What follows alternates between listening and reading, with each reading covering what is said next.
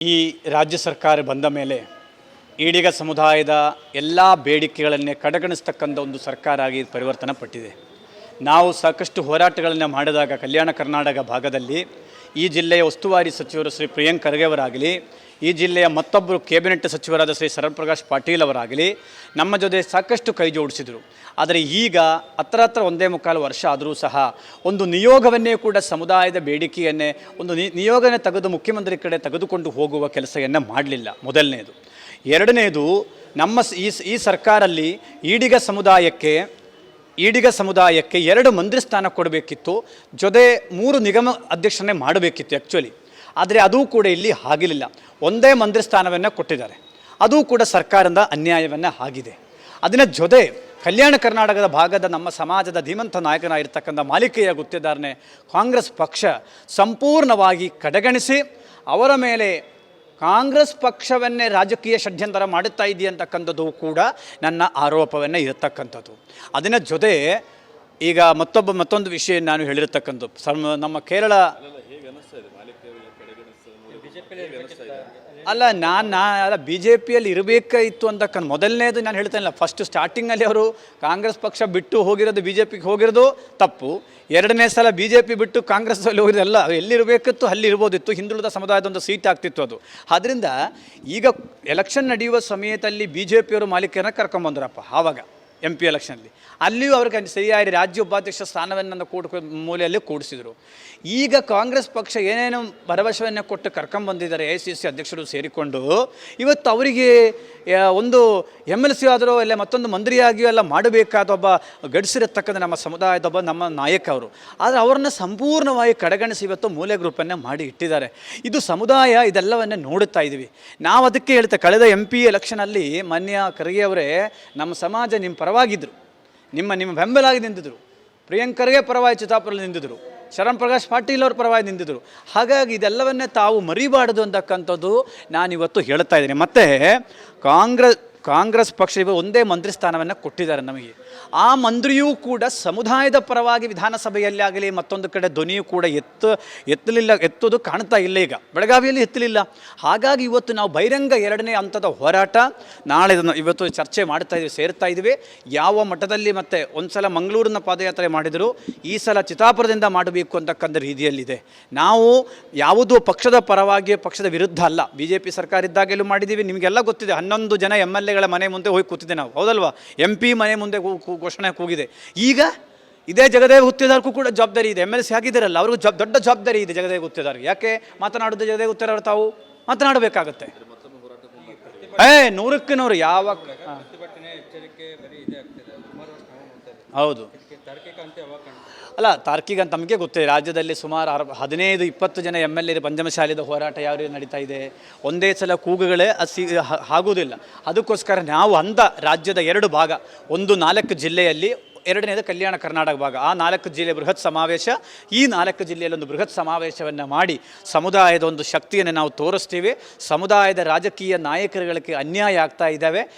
ಸಿಕ್ಕಿರತಕ್ಕಂಥ ರಾಜಕೀಯ ನಾಯಕರುಗಳು ಅವರ ಸ್ವಾರ್ಥಕ್ಕೋಸ್ಕರ ಬಳಸ್ಕೊಳ್ತಾ ಇದ್ದಾರೆ ಬಿಟ್ಟು ಸಮುದಾಯದ ಪರವಾಗಿ ಸೊರಬ, ಸಾಗರ, ಶಿರ್ಸಿ ಸಿದ್ದಾಪುರ ಇದೆಲ್ಲ MLAಗಳೆಲ್ಲ ಮಾತನಾಡಬೇಕಿತ್ತು, ಮಾತನಾಡ್ತಾ ಇಲ್ಲ. ಆವಾಗ ನಾವು ಧ್ವನಿ ಎತ್ತಲೇಬೇಕಾಗತ್ತೆ ಅಂತ ಮಾತು. ನಾನು ಉಸ್ತುವಾರಿ ಸಚಿವರಲ್ಲಿ ಕೇಳೋದೇನು, ಒಂದು ದೂರವಾಣಿ ಫೋನು ತಮಗೆ 10 ಸಲ ಫೋನ್ ಮಾಡಿದ್ರು ಕೂಡ ಒಂದು ಫೋನು ಕೂಡ ತಾವು ತೆಗೆಯಲ್ಲ ಅನ್ನೋ ಬಂದಾಗ ನಾವು ಏನು ಮಾಡಲಿ ಮತ್ತೆ ಅಂತಕ್ಕಂಥ ಪ್ರಶ್ನೆ. ಅದಕ್ಕೋಸ್ಕರ ಮುಂದೆ ನಮ್ಮ ಮುಂದೆ ದಾರಿ ಇಲ್ಲ. ನಾವು ಮುಂದೆ ಹೋರಾಟ ಉಗ್ರವಾದ ರೀತಿಯಲ್ಲಿ ನಾವು ಹೋಗ್ತೇವೆ.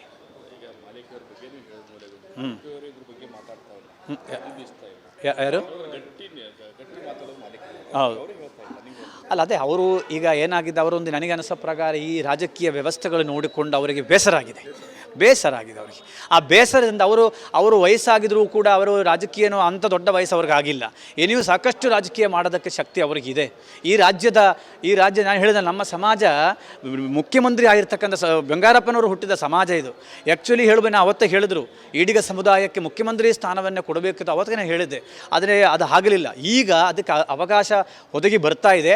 ಸಚಿವ ಸಂಪುಟ ಏನಾದರೂ ಪುನರ್ರಚನೆ ಆಗ್ತೀನಿ ಅಂತಂದರೆ ನಮಗೆ ಈಡಿಗ ಸಮಾಜಕ್ಕೆ ಮುಖ್ಯಮಂತ್ರಿ ಸ್ಥಾನ ಹಿಂದುಳಿದ ವರ್ಗಕ್ಕೆ ಕೊಡಬೇಕು ಅಂತಕ್ಕಂಥದ್ದು ಕೂಡ ನಾನು ಹೇಳ್ತಾ ಇದ್ದೀನಿ. ಅದಕ್ಕೆ ನಾನು ಹೇಳ್ತಕ್ಕಂಥದ್ದು ಸನ್ಮಾನ್ಯ ಮುಖ್ಯಮಂತ್ರಿಗಳು, ಸನ್ಮಾನ್ಯ ಉಪಮುಖ್ಯಮಂತ್ರಿಗಳು ಇವರಿಬ್ಬರನ್ನೇ ನೋಡಿ ಕಲಿಬೇಕು. ಜಾತಿ ಪ್ರೇಮ ಹೇಗೆ ಇದೆ ಅಂತಕ್ಕಂಥದ್ದು ಇವರಿಬ್ಬರನ್ನ ನಾವು ನೋಡಿ ಕಲಿಬೇಕು.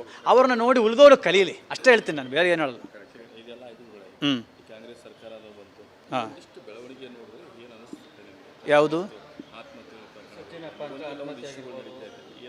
ಇಲ್ಲ, ರಾಜ್ಯ ಸರ್ಕಾರ ಈ ವ್ಯವಸ್ಥೆ ಯಾವುದು ಇವತ್ತಿನ ನಮ್ಮ ಈ ಕಾನೂನು ವ್ಯವಸ್ಥೆ ಏನಿದೆಯಲ್ಲ, ಉದಾಹರಣವಾಗಿ ಬೆಳಗಾವಿ ಜಿಲ್ಲೆಯಲ್ಲಿ ಒಬ್ಬ ಜೈನ ಮುನಿ ಹತ್ಯೆ ಆಗಿರತಕ್ಕಂಥದ್ದು ಇವತ್ತು ಕೂಡ ಅದು ಇಲ್ಲಿಯೂ ಕೂಡ ಅದನ್ನು ಬಂದಿಲ್ಲ. ಸಾಕಷ್ಟು ವಿಚಾರಗಳಿದ್ದಾವೆ. ಅದು ಸರ್ಕಾರ ಅದು ಮಾಡಬೇಕು, ಇಲ್ಲಾದರೆ ಮುಂದಿನ ಸರ್ಕಾರಕ್ಕೆ ಅಡ್ಡಿ ಆಗುತ್ತೆ. ಆದರೆ ಒಂದಷ್ಟು ಮಠಕ್ಕೆ ಸರಿಪಡಿಸಬೇಕು ಅಂತಕ್ಕಂಥದ್ದು ಕೂಡ ಈ ಸರ್ಕಾರ ಬಂದ ಮೇಲೆಯೂ ಕೂಡ ಮಠಾಧಿಪತಿಗಳಿಗೆ ಈಗ ಒಂದಷ್ಟು ಅನುದಾನ ಕೊಡೋದಾಗಲಿ ಎಲ್ಲ ಕೂಡ ಹಿಂದೆ ಈ ಗ್ಯಾರಂಟಿ ಒಂದು ಯೋಜನೆ ತಂದದ್ರಿಂದ ಉಳಿದ ಎಲ್ಲ ವ್ಯವಸ್ಥೆಗಳು ಕೂಡ ಏನಾಗಿದೆ ಇವತ್ತು ಎಲ್ಲ ಅದ ಮೇಲೆ ಹೇಳಿ ನಿಂತ್ಕೊಂಡ್ಬಿಡ್ತಾರೆ. ಹಾಗಾಗಿ ನಾನು ಈಗ ಸರ್ಕಾರನ ರಾಜಕೀಯ ವ್ಯಕ್ತಿಗಳು ಹಾಗೆ ನಾನು ದೂರಕ್ಕಾಗಲ್ಲ. ನನ್ನ ಸಮುದಾಯದ ಬೇಡಿಕೆಗಳು ಹೇಳುತ್ತೇವೆ ಮತ್ತು ನಾರಾಯಣ ಗುರುಗಳನ್ನೇ ನಾನು ಅದೇ ಹೇಳ್ತೀವಿ. ನಾರಾಯಣ ಗುರುಗಳನ್ನೇ ಕ್ರಾಂತಿಕಾರಿ ಅಷ್ಟೇ ಅಲ್ಲ, ನಾರಾಯಣ ಗುರುಗಳು ದೇವರು ಸಮಾನ. ಯಾವುದು ಬ್ರಹ್ಮಶ್ರೀ ನಾರಾಯಣ ಗುರುಗಳು ಅವ್ರನ್ನೊಬ್ಬ ಆ್ಯಕ್ಟಿವಿಸ್ಟು ಇಲ್ಲೇ ಕ್ರಾಂತಿಕಾರಿ ಅಂತ ಹೇಳಕ್ಕೆ ಹೋಗಬೇಡಿ, ಅದು ಗುರುಗಳಿಗೆ ಅಪಮಾನ ಅಂತಕ್ಕಂಥದ್ದು ನಾನು ಹೇಳ್ತೀನಿ. ನಾರಾಯಣ ಗುರುಗಳು ಸನಾತನ ಧರ್ಮ ವಿಶ್ವಾಸಿ. ಕೇರಳದ CM ಹೇಳಿರ್ತಕ್ಕಂಥದ್ದು ನಾವು 100ಕ್ಕೆ 100 ಖಂಡಿಸ್ತೇವೆ. ನಾರಾಯಣ ಗುರುಗಳು ಸನಾತನ ಧರ್ಮ ವಿಶ್ವಾಸಿ ಅಂತಕ್ಕಂಥಲ್ಲಿ ಎರಡನೇ ಮಾತಿಲ್ಲ.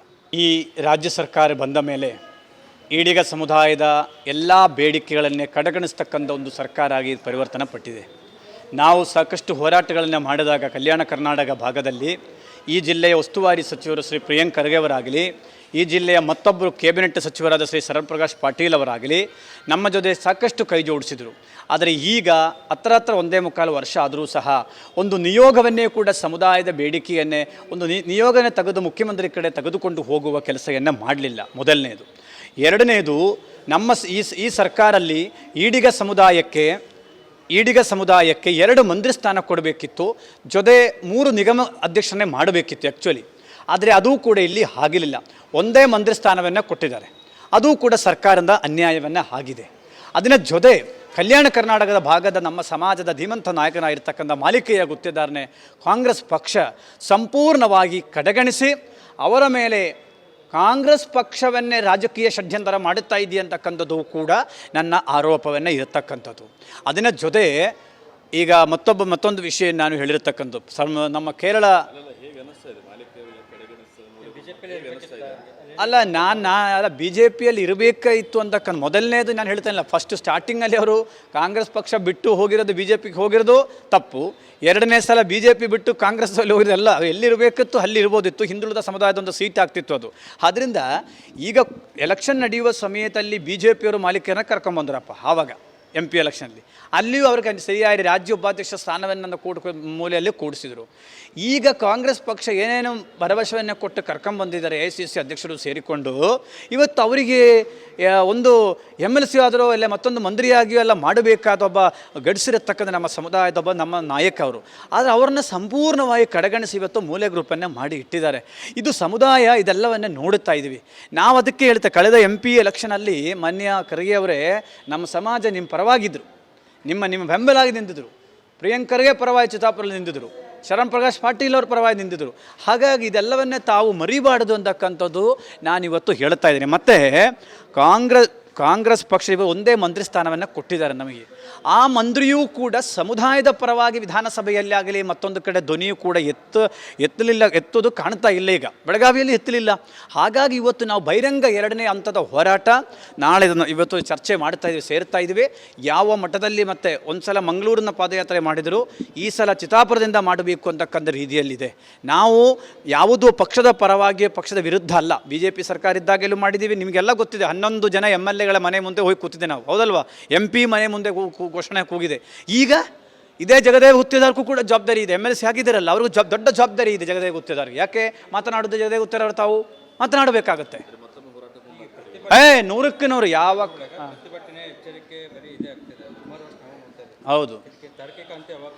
ಅಲ್ಲ, ತಾರ್ಕಿಕ ಅಂತ ನಮಗೆ ಗೊತ್ತಿದೆ. ರಾಜ್ಯದಲ್ಲಿ ಸುಮಾರು 15-20 ಜನ MLA ಪಂಚಮಸಾಲಿದ ಹೋರಾಟ ಯಾವ ರೀತಿ ನಡೀತಾ ಇದೆ, ಒಂದೇ ಸಲ ಕೂಗುಗಳೇ ಆಗುವುದಿಲ್ಲ. ಅದಕ್ಕೋಸ್ಕರ ನಾವು ರಾಜ್ಯದ 2 ಭಾಗ, ಒಂದು 4 ಜಿಲ್ಲೆಯಲ್ಲಿ, ಎರಡನೇದು ಕಲ್ಯಾಣ ಕರ್ನಾಟಕ ಭಾಗ, ಆ 4 ಜಿಲ್ಲೆ ಬೃಹತ್ ಸಮಾವೇಶ, ಈ 4 ಜಿಲ್ಲೆಯಲ್ಲಿ ಒಂದು ಬೃಹತ್ ಸಮಾವೇಶವನ್ನು ಮಾಡಿ ಸಮುದಾಯದ ಒಂದು ಶಕ್ತಿಯನ್ನು ನಾವು ತೋರಿಸ್ತೀವಿ. ಸಮುದಾಯದ ರಾಜಕೀಯ ನಾಯಕರುಗಳಿಗೆ ಅನ್ಯಾಯ ಆಗ್ತಾ ಇದ್ದಾವೆ. ಸಿಕ್ಕಿರತಕ್ಕಂಥ ರಾಜಕೀಯ ನಾಯಕರುಗಳು ಅವರ ಸ್ವಾರ್ಥಕ್ಕೋಸ್ಕರ ಬಳಸ್ಕೊಳ್ತಾ ಇದ್ದಾರೆ ಬಿಟ್ಟು ಸಮುದಾಯದ ಪರವಾಗಿ ಸೊರಬ, ಸಾಗರ, ಶಿರ್ಸಿ ಸಿದ್ದಾಪುರ ಇದೆಲ್ಲ MLAಗಳೆಲ್ಲ ಮಾತನಾಡಬೇಕಿತ್ತು, ಮಾತನಾಡ್ತಾ ಇಲ್ಲ. ಆವಾಗ ನಾವು ಧ್ವನಿ ಎತ್ತಲೇಬೇಕಾಗತ್ತೆ ಅಂತ ಮಾತು ನಾನು ಉಸ್ತುವಾರಿ ಸಚಿವರಲ್ಲಿ ಕೇಳೋದೇನು, ಒಂದು ಫೋನ್, ದೂರವಾಣಿ ಫೋನು ತಮಗೆ 10 ಸಲ ಫೋನ್ ಮಾಡಿದ್ರು ಕೂಡ ಒಂದು ಫೋನು ಕೂಡ ತಾವು ತೆಗಿಯಲ್ಲ ಅನ್ನೋ ಬಂದಾಗ ನಾವು ಏನು ಮಾಡಲಿ ಮತ್ತೆ ಅಂತಕ್ಕಂಥ ಪ್ರಶ್ನೆ.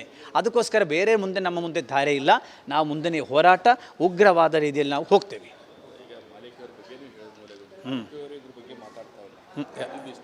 ಯಾರು? ಹೌದು. ಅಲ್ಲ, ಅದೇ ಅವರು ಈಗ ಏನಾಗಿದೆ, ಅವರೊಂದು ನನಗೆ ಅನಿಸೋ ಪ್ರಕಾರ ಈ ರಾಜಕೀಯ ವ್ಯವಸ್ಥೆಗಳು ನೋಡಿಕೊಂಡು ಅವರಿಗೆ ಬೇಸರ ಆಗಿದೆ ಅವರಿಗೆ. ಆ ಬೇಸರದಿಂದ ಅವರು ವಯಸ್ಸಾಗಿದ್ರೂ ಕೂಡ ಅವರು ರಾಜಕೀಯನೂ ಅಂಥ ದೊಡ್ಡ ವಯಸ್ಸು ಅವ್ರಿಗೆ ಆಗಿಲ್ಲ. ಏನಿಯೂ ಸಾಕಷ್ಟು ರಾಜಕೀಯ ಮಾಡೋದಕ್ಕೆ ಶಕ್ತಿ ಅವ್ರಿಗಿದೆ. ಈ ರಾಜ್ಯ ನಾನು ಹೇಳಿದ ನಮ್ಮ ಸಮಾಜ ಮುಖ್ಯಮಂತ್ರಿ ಆಗಿರ್ತಕ್ಕಂಥ ಬಂಗಾರಪ್ಪನವರು ಹುಟ್ಟಿದ ಸಮಾಜ ಇದು. ಆ್ಯಕ್ಚುಲಿ ನಾನು ಅವತ್ತೇ ಹೇಳಿದ್ರು, ಈಡಿಗ ಸಮುದಾಯಕ್ಕೆ ಮುಖ್ಯಮಂತ್ರಿ ಸ್ಥಾನವನ್ನು ಕೊಡಬೇಕಿತ್ತು, ಅವತ್ತಿಗೆ ನಾನು ಹೇಳಿದ್ದೆ. ಆದರೆ ಅದು ಆಗಲಿಲ್ಲ. ಈಗ ಅದಕ್ಕೆ ಅವಕಾಶ ಒದಗಿ ಬರ್ತಾ ಇದೆ. ಸಚಿವ ಸಂಪುಟ ಏನಾದರೂ ಪುನರ್ರಚನೆ ಆಗ್ತೀನಿ ಅಂತಂದರೆ ನಮಗೆ ಈಡಿಗ ಸಮಾಜಕ್ಕೆ ಮುಖ್ಯಮಂತ್ರಿ ಸ್ಥಾನ ಹಿಂದುಳಿದ ವರ್ಗಕ್ಕೆ ಕೊಡಬೇಕು ಅಂತಕ್ಕಂಥದ್ದು ಕೂಡ ನಾನು ಹೇಳುತ್ತಿದ್ದೇನೆ. ಅದಕ್ಕೆ ನಾನು ಹೇಳ್ತಕ್ಕಂಥದ್ದು, ಸನ್ಮಾನ್ಯ ಮುಖ್ಯಮಂತ್ರಿಗಳು, ಸನ್ಮಾನ್ಯ ಉಪಮುಖ್ಯಮಂತ್ರಿಗಳು ಇವರಿಬ್ಬರನ್ನೇ ನೋಡಿ ಕಲಿಬೇಕು. ಜಾತಿ ಪ್ರೇಮ ಹೇಗೆ ಇದೆ ಅಂತಕ್ಕಂಥದ್ದು ಇವರಿಬ್ಬರನ್ನ ನಾವು ನೋಡಿ ಕಲಿಬೇಕು. ಅವ್ರನ್ನ ನೋಡಿ ಉಳಿದವರು ಕಲೀಲಿ, ಅಷ್ಟೇ ಹೇಳ್ತೀನಿ ನಾನು, ಬೇರೆ ಏನು ಹೇಳೋದು. ಹಾಂ, ಯಾವುದು ಇಲ್ಲ, ರಾಜ್ಯ ಸರ್ಕಾರ ಈ ವ್ಯವಸ್ಥೆ ಯಾವುದು ಇವತ್ತಿನ ನಮ್ಮ ಈ ಕಾನೂನು ವ್ಯವಸ್ಥೆ ಏನಿದೆಯಲ್ಲ, ಉದಾಹರಣವಾಗಿ ಬೆಳಗಾವಿ ಜಿಲ್ಲೆಯಲ್ಲಿ ಒಬ್ಬ ಜೈನ ಮುನಿ ಹತ್ಯೆ ಆಗಿರತಕ್ಕಂಥದ್ದು ಇವತ್ತು ಕೂಡ ಅದು ಇಲ್ಲಿಯೂ ಕೂಡ ಅದನ್ನು ಬಂದಿಲ್ಲ. ಸಾಕಷ್ಟು ವಿಚಾರಗಳಿದ್ದಾವೆ. ಅದು ಸರ್ಕಾರ ಅದು ಮಾಡಬೇಕು, ಇಲ್ಲಾದರೆ ಮುಂದಿನ ಸರ್ಕಾರಕ್ಕೆ ಅಡ್ಡಿ ಆಗುತ್ತೆ. ಆದರೆ ಒಂದಷ್ಟು ಮಠಕ್ಕೆ ಸರಿಪಡಿಸಬೇಕು ಅಂತಕ್ಕಂಥದ್ದು ಕೂಡ ಈ ಸರ್ಕಾರ ಬಂದ ಮೇಲೆಯೂ ಕೂಡ ಮಠಾಧಿಪತಿಗಳಿಗೆ ಈಗ ಒಂದಷ್ಟು ಅನುದಾನ ಕೊಡೋದಾಗಲಿ ಎಲ್ಲ ಕೂಡ ಹಿಂದೆ ಈ ಗ್ಯಾರಂಟಿ ಒಂದು ಯೋಜನೆ ತಂದದ್ರಿಂದ ಉಳಿದ ಎಲ್ಲ ವ್ಯವಸ್ಥೆಗಳು ಕೂಡ ಏನಾಗಿದೆ ಇವತ್ತು ಎಲ್ಲ ಅದ ಮೇಲೆ ಹೇಳಿ ನಿಂತ್ಕೊಂಡ್ಬಿಡ್ತಾರೆ. ಹಾಗಾಗಿ ನಾನು ಈಗ ಸರ್ಕಾರನ ರಾಜಕೀಯ ವ್ಯಕ್ತಿಗಳು ಹಾಗೆ ನಾನು ದೂರಕ್ಕಾಗಲ್ಲ. ನನ್ನ ಸಮುದಾಯದ ಬೇಡಿಕೆಗಳು ಹೇಳುತ್ತೇವೆ. ಮತ್ತು ನಾರಾಯಣ ಗುರುಗಳನ್ನೇ ನಾನು ಅದೇ ಹೇಳ್ತೀವಿ, ನಾರಾಯಣ ಗುರುಗಳನ್ನೇ ಕ್ರಾಂತಿಕಾರಿ ಅಷ್ಟೇ ಅಲ್ಲ, ನಾರಾಯಣ ಗುರುಗಳು ದೇವರು ಸಮಾನ. ಯಾವುದು ಬ್ರಹ್ಮಶ್ರೀ ನಾರಾಯಣ ಗುರುಗಳು ಅವ್ರನ್ನೊಬ್ಬ ಆ್ಯಕ್ಟಿವಿಸ್ಟು ಇಲ್ಲೇ ಕ್ರಾಂತಿಕಾರಿ ಅಂತ ಹೇಳಕ್ಕೆ ಹೋಗಬೇಡಿ, ಅದು ಗುರುಗಳಿಗೆ ಅಪಮಾನ ಅಂತಕ್ಕಂಥದ್ದು ನಾನು ಹೇಳ್ತೀನಿ. ನಾರಾಯಣ ಗುರುಗಳು ಸನಾತನ ಧರ್ಮ ವಿಶ್ವಾಸಿ. ಕೇರಳದ CM ಹೇಳಿರ್ತಕ್ಕಂಥದ್ದು ನಾವು 100ಕ್ಕೆ 100 ಖಂಡಿಸ್ತೇವೆ. ನಾರಾಯಣ ಗುರುಗಳು ಸನಾತನ ಧರ್ಮ ವಿಶ್ವಾಸಿ ಅಂತಕ್ಕಂಥಲ್ಲಿ ಎರಡನೇ ಮಾತಿಲ್ಲ.